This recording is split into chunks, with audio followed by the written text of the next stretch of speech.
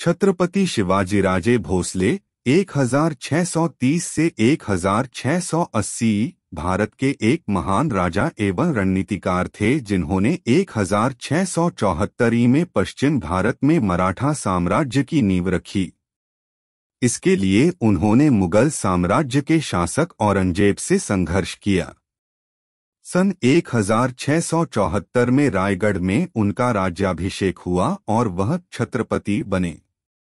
तत्वदर्शी संत मिला होता तो शिवाजीराजे मोक्ष का मार्ग चुनते।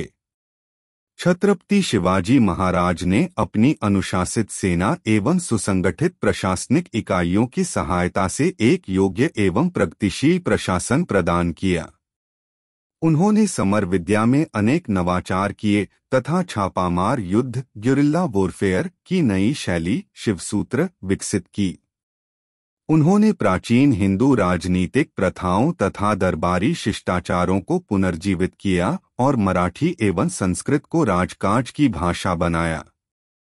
वे भारतीय स्वाधीनता संग्राम में नायक के रूप में स्मरण किए जाने लगे। बाल गंगाधर तिलक ने राष्ट्रीयता की भावना के विकास के लिए शिवाजीराजे जन्मोत्सव की शुरुआत की। मालोजीराजे भोसले 1552 से 1597 अहमदनगर सल्तनत के एक प्रभावशाली जनरल थे। पुणे चाकण और इंदापुर के देशमुख थे। मालोजीराजे के बेटे शहाजीराजे भी विजापुर सुल्तान के दरबार में बहुत प्रभावशाली राजनेता थे। शहाजीराजे अपने पत्नी जिजाबाई से शिवाजी का जन्म हुआ। आरंभिक जीवन। शिवाजी का जन्म 19 फरवरी 1630 को शिवनेरी दुर्ग में हुआ था। उनके पिता शहाजीराजे भोसले एक शक्तिशाली सामंत राजा थे। उनकी माता जिजाबाई जाधवराव कुल में उत्पन्न असाधारण प्रतिभाशाली महिला थी। शिवाजी के बड़े भाई का नाम संभाजीराजे था, जो अधिकतर समय अपने पिता शहाजीराजे भोसले के साथ ही रहते थे। शहाजीराजे की दूसरी पत्नी तुकाबाई मोहिते थीं। उनसे एक पुत्र हुआ जिसका नाम व्यंकोजीराजे था। शिवाजी महाराज के चरित्र पर माता पिता का बहुत प्रभाव पड़ा। उनका बचपन उनकी माता के मार्गदर्शन में बीता। उन्होंने राजनीति एवं युद्ध की शिक्षा ली थी। वे उस युग के वातावरण और घटनाओं को भली प्रकार समझने लगे थे। उनके हृदय में स्वाधीनता की लौ प्रज्वलित हो गई थी। उन्होंने कुछ स्वामिभक्त साथियों का संगठन किया। वैवाहिक जीवन। शिवाजी का विवाह सन 14 मई 1640 में सईबाई निंबाकर के साथ लाल महल पुणे में हुआ था। उन्होंने कुल 8 विवाह किए थे।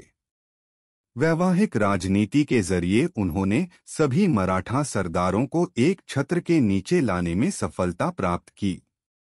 शिवाजी की पत्नियां: 1 सईबाई निंबालकर, संभाजी, रानूबाई, सखुबाई, अंबिकाबाई। 2 सोयराबाई मोहिते, राजाराम, दीपाबाई। 3 पुतलाबाई पालकर।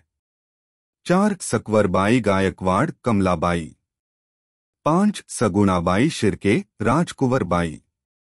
6 काशीबाई जाधव। 7 लक्ष्मीबाई विचारे। 8 गुम्बांताबाई इंगले। सैनिक वर्चस्व का आरंभ। उस समय बीजापुर का राज्य आपसी संघर्ष तथा विदेशी आक्रमणकाल के दौर से गुजर रहा था। ऐसे साम्राज्य के सुल्तान की सेवा करने के बदले उन्होंने मावलों को बीजापुर के खिलाफ संगठित करने लगे। मावल प्रदेश पश्चिम घाट से जुड़ा है और कोई 150 किलोमीटर लंबा और 30 किलोमीटर चौड़ा है। वे संघर्षपूर्ण जीवन व्यतीत करने के कारण कुशल योद्धा माने जाते हैं। इस प्रदेश में मराठा और सभी जाति के लोग रहते हैं। शिवाजी महाराज इन सभी जाति के लोगों को लेकर मावलों मावा नाम देकर सभी को संगठित किया और उनसे संपर्क कर उनके प्रदेश से परिचित हो गए थे। मावल युवकों को लाकर उन्होंने दुर्ग निर्माण का कार्य आरंभ कर दिया था। मावलों का सहयोग शिवाजी महाराज के लिए बाद में उतना ही महत्वपूर्ण साबित हुआ जितना शेरशाह सूरी के लिए अफगानों का साथ। उस समय बीजापुर आपसी संघर्ष तथा मुगलों के आक्रमण से परेशान था। बीजापुर के सुल्तान आदिल शाह ने बहुत से दुर्गों से अपनी सेना हटाकर उन्हें स्थानीय शासकों या सामंतों के हाथ सौंप दिया था। जब आदिल शाह बीमार पड़ा तो बीजापुर में अराजकता फैल गई और शिवाजी महाराज ने अवसर का लाभ उठाकर बीजापुर में प्रवेश का निर्णय लिया। शिवाजी महाराज ने इसके बाद के दिनों में बीजापुर के दुर्गों पर अधिकार करने की नीति अपनाई। सबसे पहला दुर्ग था रोहिदेश्वर का दुर्ग। दुर्गों पर नियंत्रण। रोहिदेश्वर का दुर्ग सबसे पहला दुर्ग था जिसके शिवाजी महाराज ने सबसे पहले अधिकार किया था। उसके बाद तोरणा का दुर्ग जो पुणे के दक्षिण पश्चिम में 30 किलोमीटर की दूरी पर था। शिवाजी ने सुल्तान आदिल शाह के पास अपना दूत भेजकर खबर भिजवाई कि वे पहले किलेदार की तुलना में बेहतर रकम देने को तैयार हैं और यह क्षेत्र उन्हें सौंप दिया जाए। उन्होंने आदिल शाह के दरबारियों को पहले ही रिश्वत देकर अपने पक्ष में कर लिया था और अपने दरबारियों की सलाह के मुताबिक आदिल शाह ने शिवाजी महाराज को उस दुर्ग का अधिपति बना दिया। उस दुर्ग में मिली संपत्ति से शिवाजी महाराज ने दुर्ग की सुरक्षात्मक कमियों की मरम्मत का काम करवाया। इससे कोई 10 किलोमीटर दूर राजगढ़ का दुर्ग था और शिवाजी महाराज ने इस दुर्ग पर भी अधिकार कर लिया। शिवाजी महाराज की इस साम्राज्य विस्तार की नीति की भनक जब आदिल शाह को मिली तो वह क्षुब्ध हुआ। उसने शाहजी राजे को अपने पुत्र को नियंत्रण में रखने को कहा। शिवाजी महाराज ने अपने पिता की परवाह किए बिना अपने पिता के क्षेत्र का प्रबंध अपने हाथों में ले लिया और नियमित लगान बंद कर दिया। राजगढ़ के बाद उन्होंने चाकन के दुर्ग पर अधिकार कर लिया और उसके बाद कोंडना के दुर्ग पर अधिकार किया। परेशान होकर सबसे काबिल मिर्जा राजा जयसिंह को भेजकर शिवाजी के 23 किलों पर कब्जा किया। उसने पुरंदर के किले को नष्ट कर दिया। शिवाजी को इस संधि की शर्तों को मानते हुए अपने पुत्र संभाजी को मिर्जा राजा जयसिंह को सौंपना पड़ा।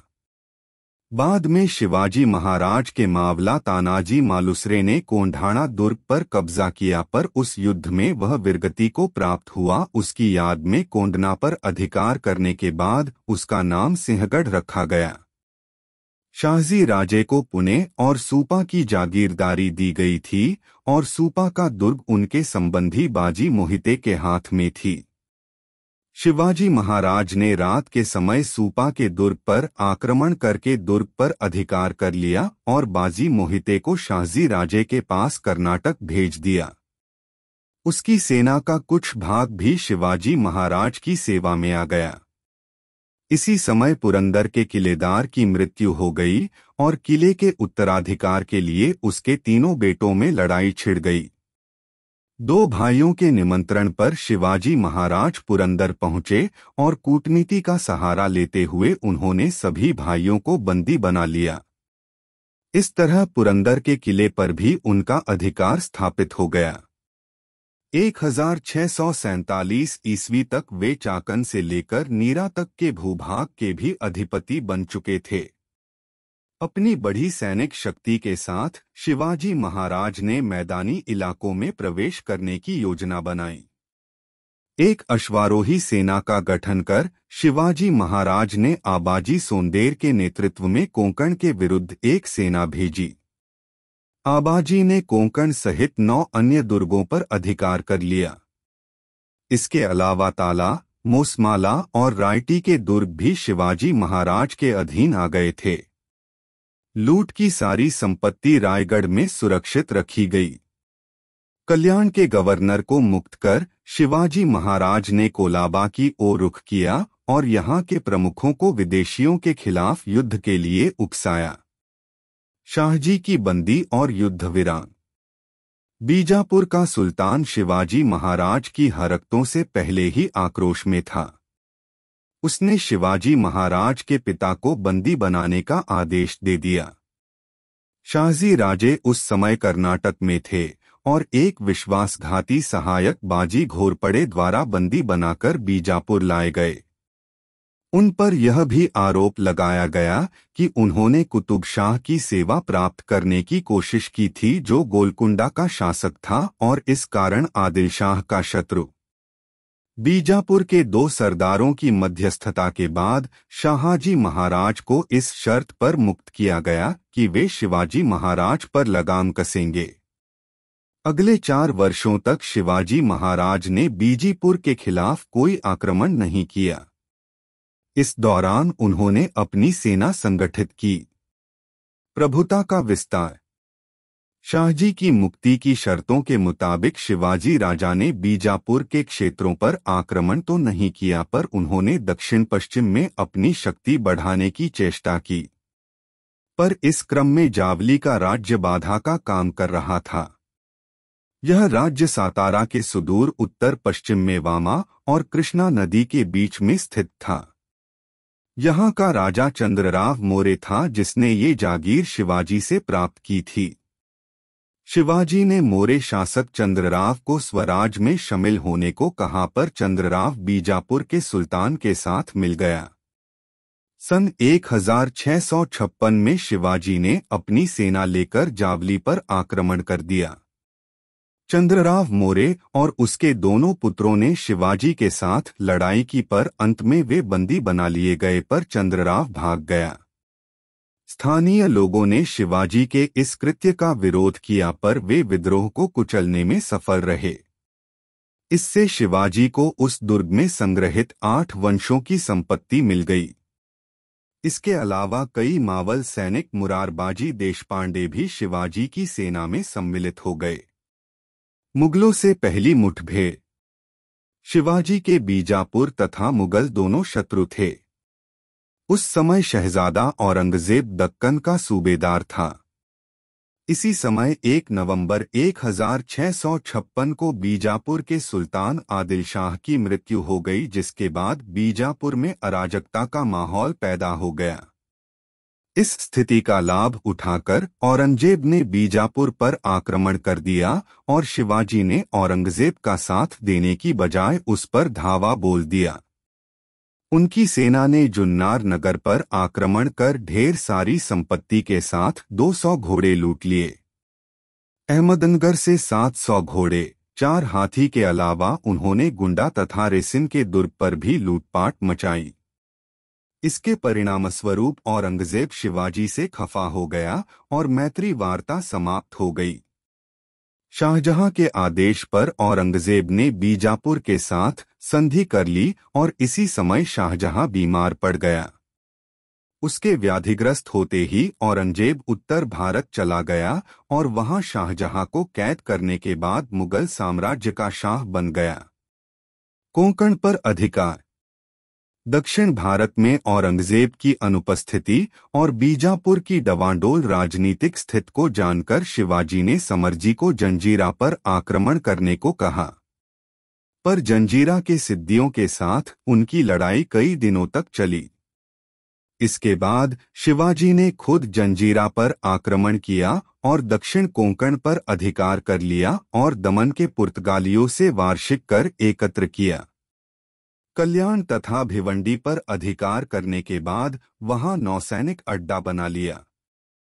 इस समय तक शिवाजी 40 दुर्गों के मालिक बन चुके थे। बीजापुर से संघर्ष। इधर औरंगजेब के आगरा उत्तर की ओर लौट जाने के बाद बीजापुर के सुल्तान ने भी राहत की सांस ली। अब शिवाजी ही बीजापुर के सबसे प्रबल शत्रु रह गए थे। शाहजी को पहले ही अपने पुत्र को नियंत्रण में रखने को कहा गया था, पर शाहजी ने इसमें अपनी असमर्थता जाहिर की। शिवाजी से निपटने के लिए बीजापुर के सुल्तान ने अब्दुल्लाह भटारी अफजल खां को शिवाजी के विरुद्ध भेजा। अफजल ने 1200 सैनिकों के साथ 1659 में कूच किया। तुलजापुर के मंदिरों को नष्ट करता हुआ वह सतारा के 30 किलोमीटर उत्तरवाई शिरवल के नजदीक तक आ गया, पर शिवाजी प्रतापगढ़ के दुर्ग पर ही रहे। अफजल खां ने अपने दूत कृष्णजी भास्कर को संधिवार्ता के लिए भेजा। उसने उसके मार्फत ये संदेश भिजवाया कि अगर शिवाजी बीजापुर की अधीनता स्वीकार कर ले तो सुल्तान उसे उन सभी क्षेत्रों का अधिकार दे देंगे जो शिवाजी के नियंत्रण में हैं।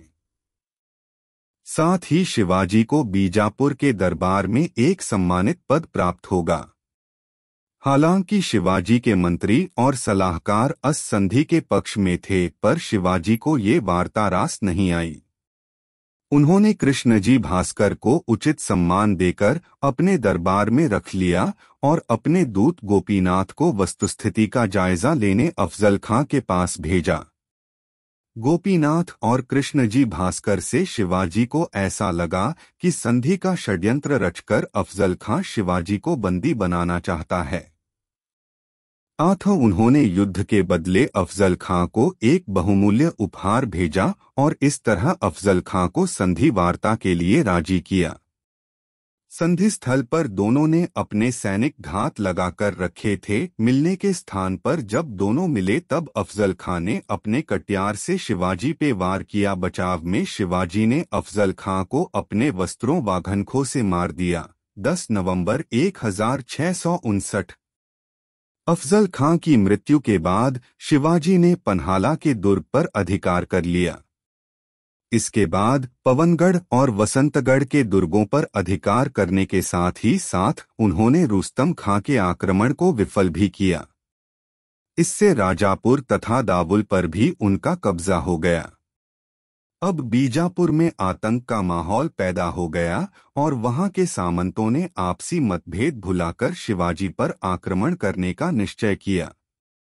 2 अक्टूबर 1665 को बीजापुरी सेना ने पन्हाला दुर्ग पर अधिकार कर लिया।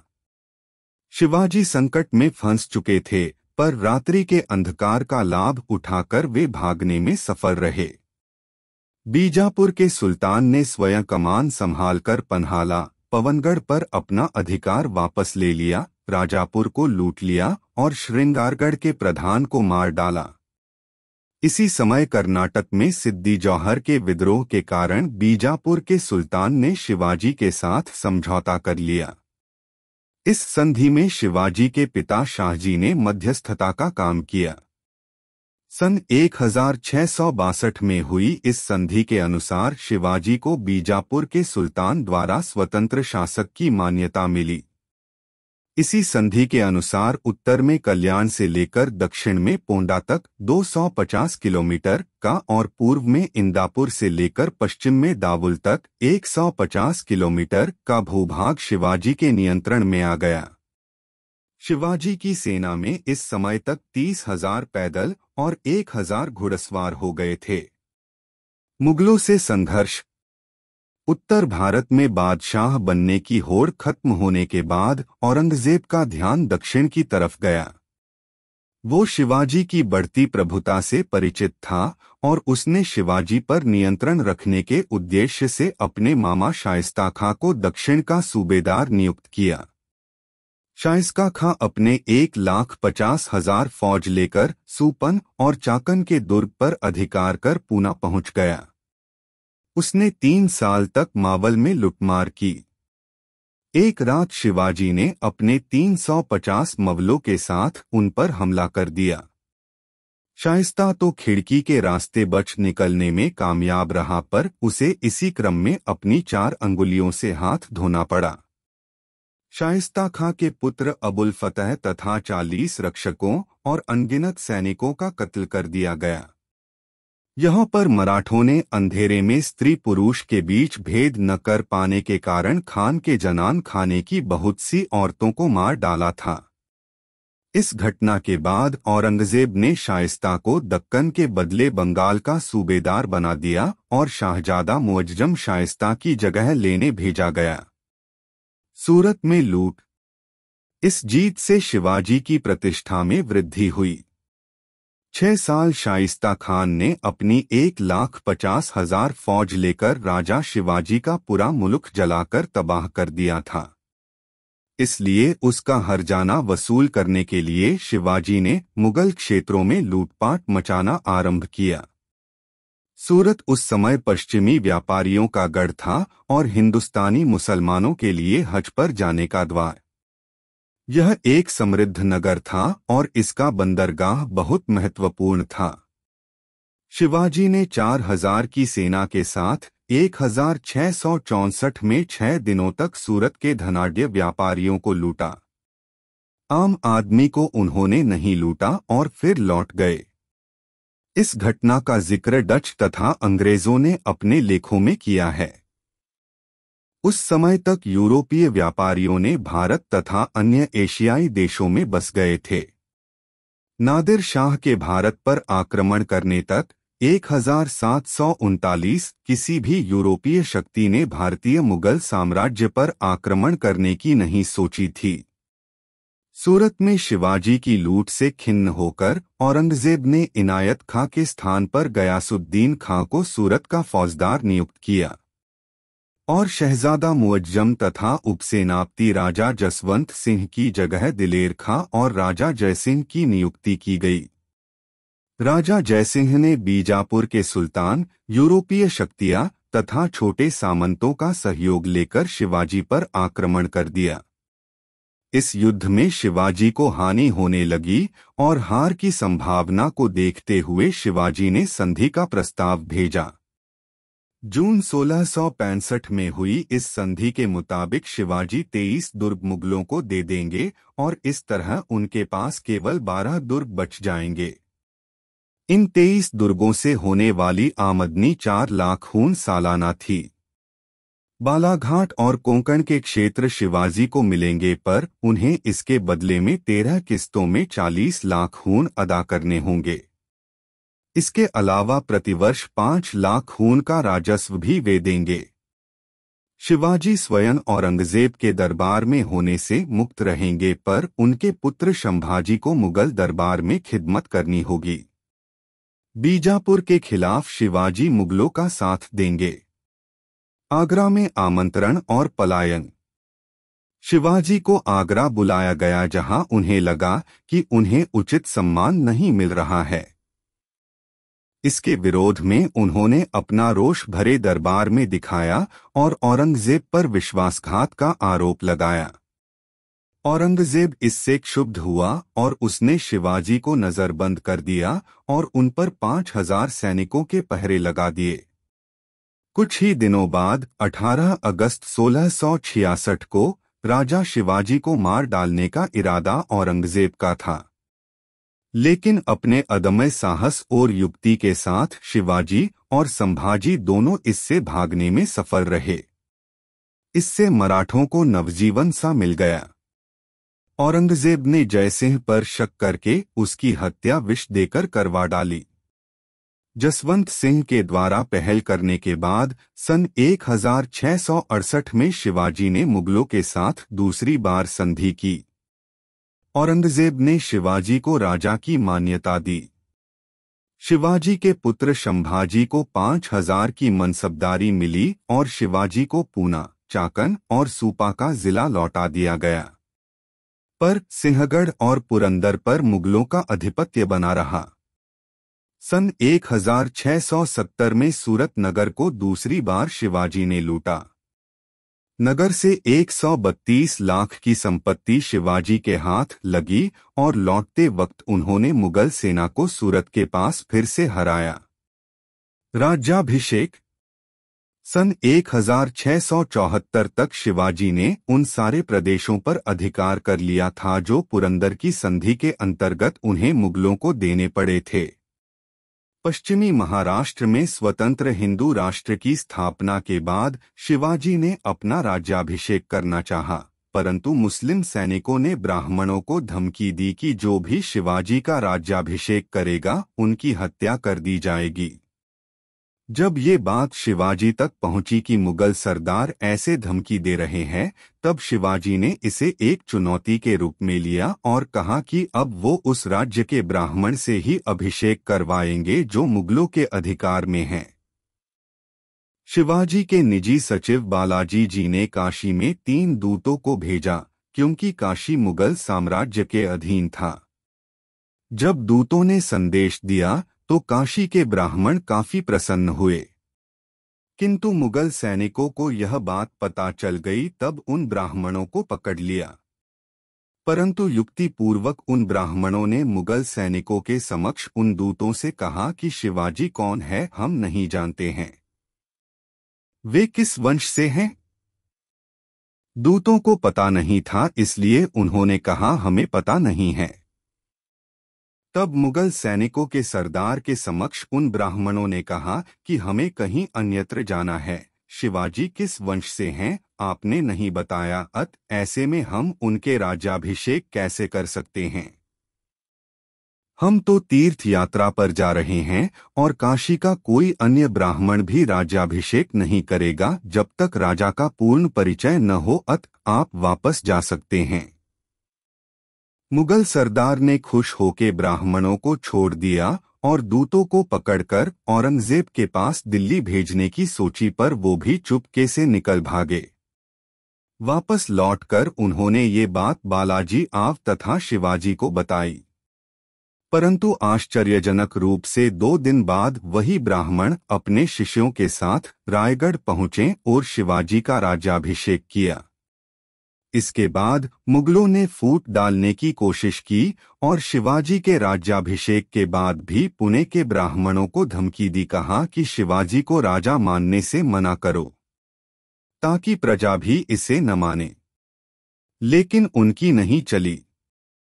शिवाजी ने अष्टप्रधान मंडल की स्थापना की। विभिन्न राज्यों के दूतों प्रतिनिधियों के अलावा विदेशी व्यापारियों को भी इस समारोह में आमंत्रित किया गया। पर उनके राज्याभिषेक के 12 दिन बाद ही उनकी माता का देहांत हो गया था। इस कारण से 4 अक्टूबर 1674 को दूसरी बार शिवाजी ने छत्रपति की उपाधि ग्रहण की। 2 बार हुए इस समारोह में लगभग 50 लाख रुपए खर्च हुए। इस समारोह में हिंदवी स्वराज की स्थापना का उद्घोष किया गया था। विजयनगर के पतन के बाद दक्षिण में यह पहला हिंदू साम्राज्य था। एक स्वतंत्र शासक की तरह उन्होंने अपने नाम का सिक्का चलवाया।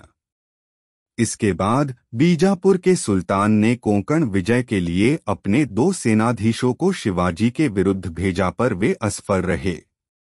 दक्षिण में विजय सन 1677 से 78 में शिवाजी का ध्यान कर्नाटक की ओर गया। बंबई के दक्षिण में कोंकण, तुंगभद्रा नदी के पश्चिम में बेगाम तथा धारवाड़ का क्षेत्र, मैसूर, वेलारी, त्रिचूर तथा जिंजी पर अधिकार करने के बाद 3 अप्रैल 1680 को शिवाजी का देहांत हो गया। मृत्यु और उत्तराधिकार। विष दिलाने के बाद शिवाजी महाराज की मृत्यु 3 अप्रैल 1680 में हुई। उस समय शिवाजी के उत्तराधिकार संभाजी को मिले। शिवाजी के ज्येष्ठ पुत्र संभाजी थे और दूसरी पत्नी से राजाराम नाम एक दूसरा पुत्र था। उस समय राजाराम की उम्र मात्र 10 वर्ष थी। मराठों ने संभाजी को राजा मान लिया। उस समय औरंगजेब राजा शिवाजी का देहांत देखकर अपनी पूरे भारत पर राज्य करने की अभिलाषा से अपनी 5 लाख सेना सागर लेकर दक्षिण भारत जीतने निकला। औरंगजेब ने दक्षिण में आते ही आदिलशाही 2 दिनों में और कुतुबशाही 1 ही दिनों में खत्म कर दी। पर राजा संभाजी के नेतृत्व में मराठाओं ने 9 साल युद्ध करते हुए अपनी स्वतंत्रता बरकरार रखी। औरंगजेब के पुत्र शहजादा अकबर ने औरंगजेब के खिलाफ विद्रोह कर दिया। संभाजी ने उसको अपने यहाँ शरण दी। औरंगजेब ने अब फिर जोरदार तरीके से संभाजी के खिलाफ आक्रमण करना शुरू किया। उसने अंततः 1689 में संभाजी के बीबी के सगे भाई यानी गणोजी शिर्के की मुखबरी से संभाजी को मुकर्र खां द्वारा बंदी बना लिया। औरंगजेब ने राजा संभाजी से बदसलूकी की और बुरा हाल करके मार दिया। अपनी राजा की औरंगजेब द्वारा की गई बदसलूकी और नृशंसता द्वारा मारा हुआ देखकर पूरा मराठा स्वराज्य क्रोधित हुआ। उन्होंने अपनी पूरी ताकत से राजाराम के नेतृत्व में मुगलों से संघर्ष जारी रखा। 1700 ईस्वी में राजाराम की मृत्यु हो गई। उसके बाद राजाराम की पत्नी ताराबाई 4 वर्षीय पुत्र शिवाजी द्वितीय की संरक्षिका बनकर राज करती रही। आखिरकार 25 साल मराठा स्वराज्य के युद्ध लड़के थके हुए औरंगजेब की उसीच तृप्ति शिवाजी के स्वराज्य में दफन हुए। शासन और व्यक्तित्व। शिवाजी को एक कुशल और प्रबुद्ध सम्राट के रूप में जाना जाता है। यद्यपि उनको अपने बचपन में पारंपरिक शिक्षा कुछ खास नहीं मिली थी, पर वे भारतीय इतिहास और राजनीति से सुपरिचित थे। उन्होंने शुक्राचार्य तथा कौटिल्य को आदर्श मानकर कूटनीति का सहारा लेना कई बार उचित समझा था। अपने समकालीन मुगलों की तरह वह भी निरंकुश शासक थे, अर्थात शासन की समूची बागडोर राजा के हाथ में ही थी। पर उनके प्रशासकीय कार्यों में मदद के लिए 8 मंत्रियों की एक परिषद थी, जिन्हें अष्टप्रधान कहा जाता था। इसमें मंत्रियों के प्रधान को पेशवा कहते थे, जो राजा के बाद सबसे प्रमुख हस्ती था। अमात्य वित्त और राजस्व के कार्यों को देखता था, तो मंत्री राजा की व्यक्तिगत दैनंदिनी का ख्याल रखाता था। सचिव दफ्तरी काम करते थे, जिसमें शाही मुहर लगाना और संधि पत्रों का आलेख तैयार करना शामिल होते थे। सुमंत विदेश मंत्री था। सेना के प्रधान को सेनापति कहते थे। दान और धार्मिक मामलों के प्रमुख को पंडितराव कहते थे। न्यायाधीश न्यायिक मामलों का प्रधान था। मराठा साम्राज्य 3 या 4 विभागों में विभक्त था। प्रत्येक प्रांत में एक सूबेदार था, जिसे प्रांतपति कहा जाता था। हर एक सूबेदार के पास भी एक अष्टप्रधान समिति होती थी। कुछ प्रांत केवल करदाता थे और प्रशासन के मामले में स्वतंत्र। न्याय व्यवस्था प्राचीन पद्धति पर आधारित थी। शुक्राचार्य, कौटिल्य और हिंदू धर्मशास्त्रों को आधार मानकर निर्णय दिया जाता था। गांव के पटेल फौजदारी मुकदमों की जांच करते थे। राज्य की आय का साधन भूमि से प्राप्त होने वाला कर था, पर चौथ और सरदेशमुखी से भी राजस्व वसूला जाता था। चौथ पड़ोसी राज्यों की सुरक्षा की गारंटी के लिए वसूले जाने वाला कर था। शिवाजी अपने को मराठों का सरदेशमुख कहते थे और इसी हैसियत से सरदेशमुखी कर वसूला जाता था। राजमुद्रा। शिवाजी की राजमुद्रा संस्कृत में लिखी हुई एक अष्टकोणीय मुहर सील थी, जिसका उपयोग वे अपने पत्रों एवं सैन्य सामग्री पर करते थे। उनके हजारों पत्र प्राप्त हैं, जिन पर राजमुद्रा लगी हुई है। माना जाता है कि शिवाजी के पिता शाहजीराजे भोसले ने यह राजमुद्रा उन्हें तब प्रदान की थी, जब शाहजी ने जीजाबाई और तरुण शिवाजी को पुणे की जागीर संभालने के लिए भेजा था। जिस सबसे पुराने पत्र पर यह राजमुद्रा लगी है, वह सन 1639 का है। मुद्रा पर लिखा वाक्य निम्नलिखित है। प्रतिपच्चंद्रलेखेव वर्धिष्णुर्विश्ववंदिता शासुनोह शिवस्यैषा मुद्रा भद्राय राजते। अर्थ, जिस प्रकार बाल चंद्रमा प्रतिपद धीरे धीरे बढ़ता जाता है और सारे विश्व द्वारा वंदनीय होता है, उसी प्रकार शाहजी के पुत्र शिव की यह मुद्रा भी बढ़ती जाएगी। धार्मिक नीति। शिवाजी एक धर्मपरायण हिंदू शासक थे तथा वह धार्मिक सहिष्णु भी थे। उनके साम्राज्य में मुसलमानों को धार्मिक स्वतंत्रता थी। कई मस्जिदों के निर्माण के लिए शिवाजी ने अनुदान दिया। हिंदू पंडितों की तरह मुसलमान संतों और फकीरों को भी सम्मान प्राप्त था। उनकी सेना में मुसलमान सैनिक भी थे। शिवाजी हिंदू संस्कृति को बढ़ावा देते थे। पारंपरिक हिंदू मूल्यों तथा शिक्षा पर बल दिया जाता था। अपने अभियानों का आरंभ वे प्रायः दशहरा के अवसर पर करते थे। चरित्र। शिवाजी महाराज को अपने पिता से स्वराज की शिक्षा ही मिली। जब बीजापुर के सुल्तान ने शाहजी राजे को बंदी बना लिया, तो एक आदर्श पुत्र की तरह उन्होंने बीजापुर के शाह से संधि कर शाहजी राजे को छुड़वा लिया। इससे उनके चरित्र में एक उदार अवयव जर आता है। उसके बाद उन्होंने पिता की हत्या नहीं करवाई जैसा कि अन्य सम्राट किया करते थे। शाहजी राजे के मरने के बाद ही उन्होंने अपना राज्याभिषेक करवाया। हालांकि वो उस समय तक अपने पिता से स्वतंत्र होकर एक बड़े साम्राज्य के अधिपति हो गए थे। उनके नेतृत्व को सब लोग स्वीकार करते थे। यही कारण है कि उनके शासनकाल में कोई आंतरिक विद्रोह जैसी प्रमुख घटना नहीं हुई थी। वह एक अच्छे सेनानायक के साथ एक अच्छे कूटनीतिज्ञ भी थे। कई जगहों पर उन्होंने सीधे युद्ध लड़ने की बजाय कूटनीति से काम लिया था, लेकिन यही उनकी कूटनीति थी जो हर बार बड़े से बड़े शत्रु को मात देने में उनका साथ देती रही। शिवाजी महाराज की गनिमीकावा नामक कूटनीति, जिसमें शत्रु पर अचानक आक्रमण करके उसे हराया जाता है, विलोभनीयता से और आदर से याद किया जाता है। शिवाजी महाराज के गौरव में ये पंक्तियां प्रसिद्ध हैं। शिवरायाचे 8वावे स्वरूप, शिवरायाचा 8वावा साक्षेप, शिवरायाचा 8वावा प्रताप। भूमंडी। प्रमुख तिथियां और घटनाएं। 19 फरवरी 1630 शिवाजी महाराज का जन्म। 14 मई 1640 शिवाजी महाराज और साईबाई का विवाह। 1642 शिवाजी और सोयाराबाई का विवाह। 1646 शिवाजी महाराज ने पुणे के पास तोरण दुर्ग पर अधिकार कर लिया। 1656 शिवाजी महाराज ने चंद्रराव मोरे से जावली जीता। 10 नवंबर 1659 शिवाजी महाराज ने अफजल खान का वध किया। 5 सितंबर 1659 संभाजी का जन्म। 1659 शिवाजी महाराज ने बीजापुर पर अधिकार कर लिया। 6 से 10 जनवरी 1664 शिवाजी महाराज ने सूरत पर धावा बोला और बहुत सारी धन संपत्ति प्राप्त की। 1665 शिवाजी महाराज ने औरंगजेब के साथ पुरंदर शांति संधि पर हस्ताक्षर किया।